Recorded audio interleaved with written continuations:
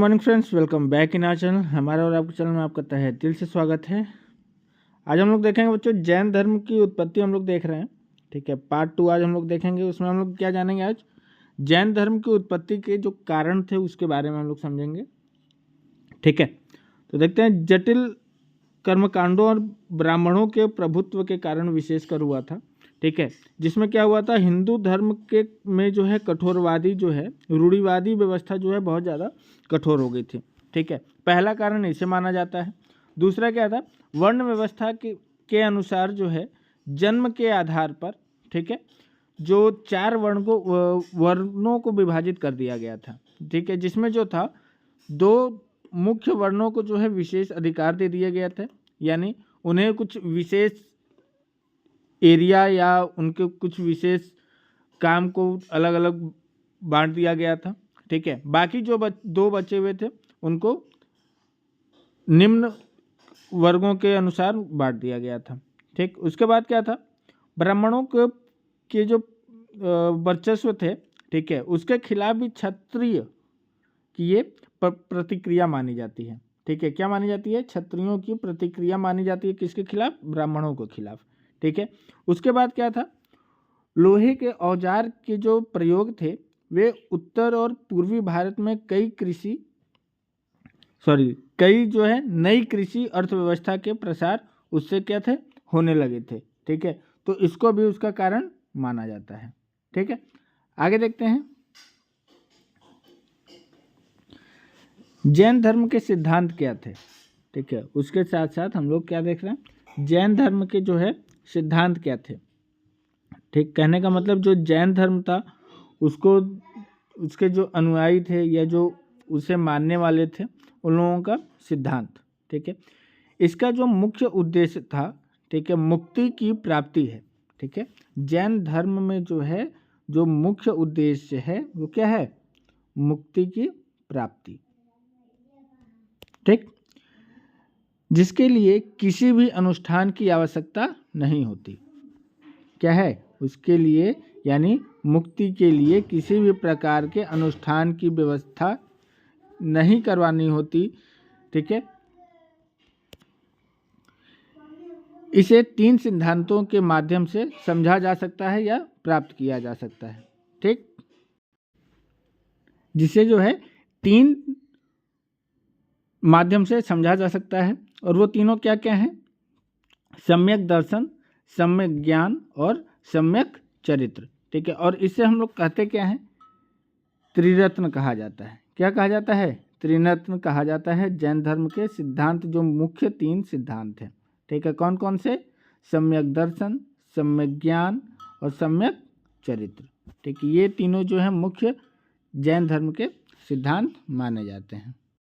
जैन धर्म में जो है 5 व्यक्तिगत सिद्धांत भी हैं। ठीक है, वो क्या क्या है? अहिंसा, मतलब जीव को चोट न पहुंचाना। दूसरा क्या है? सत्य, यानी झूठ न बोलना। तीसरा है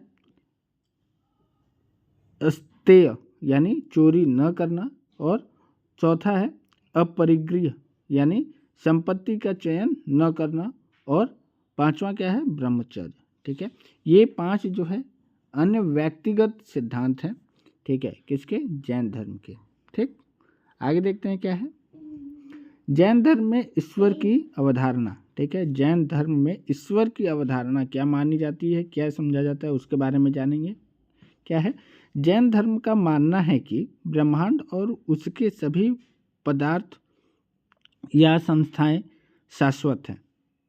ठीक, कहने का मतलब क्या है? जैन धर्म क्या कहता है बच्चों? ब्रह्मांड और उसके सभी पदार्थ या संस्थाएं जो हैं, जो भी चीज़ें हैं, वो क्या हैं? शाश्वत हैं। समय के संबंध में इनका कोई आदि या अंत नहीं है। ठीक है, समय के संबंध में इसका कोई भी आदि या अंत नहीं है। ब्रह्मांड स्वयं के ब्रह्मांडीय नियमों द्वारा अपने हिसाब से चलता है, और जो ब्रह्मांड है वो अपने अनुसार जो है स्वयं बनता है, बिगड़ता है, उसकी जो साइकिलिंग होती है वो चलती रहती है। ठीक है, सभी पदार्थ लगातार अपने रूपों को बदलने या संशोधित करते रहते हैं। ठीक, हर पदार्थ या हर चीज़ जो है जो ब्रह्मांड में प्रचलित है या जो चल रही है वो समय समय पर बदलती रहती है या उसमें कुछ न कुछ संशोधन होता रहता है। ठीक, ब्रह्मांड में कुछ भी नष्ट या निर्मित नहीं किया जा सकता है। ब्रह्मांड में कुछ भी जो है क्या होता है, निर्मित या नष्ट नहीं किया जाता है। वो स्वयं अपने साइकिलिंग या अपने समय के अनुसार वो स्वयं ही होता रहता है। ब्रह्मांड में मामलों को चलाने या प्रबंधित करने के लिए किसी भी या किसी का भी आवश्यकता नहीं होता है। कहने का मतलब क्या है, ब्रह्मांड में जो भी चीज़ें चल रही हैं उसको किसी के द्वारा या किसी के सोचने के हिसाब से वो सब सारी चीज़ें नहीं हो सकती। वो अपने समय काल के अनुसार ही होता रहता है। आगे देखते हैं। इसलिए जैन धर्म ईश्वर को ब्रह्मांड के निर्माता, उत्तरजीवी और सहायक के रूप में नहीं मानता है। ठीक है, इसीलिए जो है जैन धर्म जो है ईश्वर को किसी भी ब्रह्मांड के निर्माता, उत्तरजीवी और सहायक के रूप में नहीं मानता है। कहने का मतलब उसमें जो है ईश्वर का कोई विशेष मूल्य नहीं दिया गया है। ठीक, उसमें ब्रह्मांड को ही सारी चीज़ें मानी जाती है। हालांकि जैन धर्म में ईश्वर को एक निर्माता के रूप में नहीं बल्कि एक पूर्ण प्राणी के रूप में मानता है। ठीक है, अब यहाँ पे क्या है, जैन धर्म में जो है ईश्वर को क्या है, निर्माता के रूप में नहीं बल्कि एक पूर्ण प्राणी के रूप में माना जाता है। ठीक, चलिए आगे देखते हैं। जब कोई व्यक्ति अपने सभी कर्मों को नष्ट कर देता है तो वह एक मुक्त आत्मा बन जाता है। वह हमेशा के लिए मोक्ष में पूर्ण आनंदमय अवस्था में रहता है।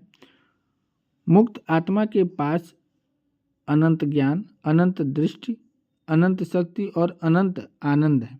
यह जीव जैन धर्म का देवता है। ठीक है, और इसे ही जो है क्या कहा जाता है, जैन धर्म का देवता माना जाता है। प्रत्येक जीव में ईश्वर बनने की क्षमता होती है। ठीक है, और प्रत्येक जीव जो होता है जैन धर्म में उसमें ईश्वर बनने की क्षमता मानी जाती है। इसलिए जैनियों का एक ईश्वर नहीं है। ठीक है, इसी कारण से जो है जैनियों का यानी जो जैन धर्म मानते हैं या जो जैन धर्म के लोग हैं उन लोगों का एक ईश्वर नहीं है। लेकिन जैन देवता असंख्य है और इनकी संख्या लगातार बढ़ रही है क्योंकि अधिक जीवित प्राणी मुक्ति प्राप्त करते हैं। ठीक है, इसमें जो है जो भी प्राणी इनके धर्म में मुक्ति को प्राप्ति करता है उनके अनुसार वो क्या है, उनका देवता है। ठीक है, चलिए आज के लिए इतना ही। हम लोग अपने नेक्स्ट क्लास में यहाँ से स्टार्ट करेंगे अनेकावाद से। ठीक है, अनेकावाद से हम लोग अपने नेक्स्ट क्लास को स्टार्ट करेंगे। Till then take care, thank you.